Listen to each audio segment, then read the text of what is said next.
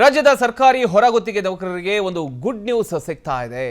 S, 6 ವಿಭಾಗದ ನೌಕರರಿಗೆ ಕನಿಷ್ಠ ವೇತನ ನಿಗದಿ ಮಾಡಿರತಕ್ಕಂಥ ಸರ್ಕಾರ. ರಾಜ್ಯ ಸರ್ಕಾರಿ ಹೊರಗುತ್ತಿಗೆ ನೌಕರರಿಗೆ ಇದೊಂದು ಗುಡ್ ನ್ಯೂಸ್.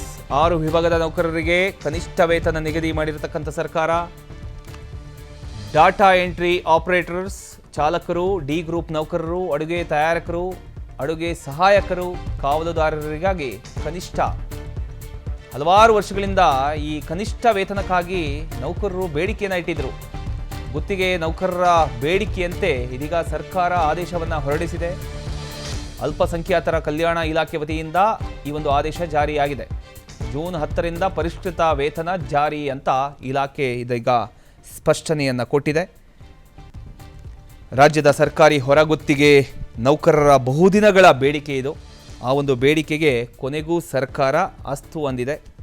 ಡಾಟಾ ಎಂಟ್ರಿ ಆಪರೇಟರ್ಗಳು, ಚಾಲಕರು, ಡಿ ಗ್ರೂಪ್ ಸಿಬ್ಬಂದಿಗಳು, ಅಡುಗೆ ತಯಾರಕರು, ಅಡುಗೆ ಸಹಾಯಕರು ಹಾಗೂ ಕಾವಲುಗಾರರು ಸೇರಿದಂತೆ ಒಟ್ಟು 6 ವಿಭಾಗದ ಹೊರಗುತ್ತಿಗೆ ನೌಕರರಿಗೆ ಕನಿಷ್ಠ ವೇತನ ನಿಗದಿಪಡಿಸಿ ಆದೇಶವನ್ನು ಹೊರಡಿಸಲಾಗಿದೆ.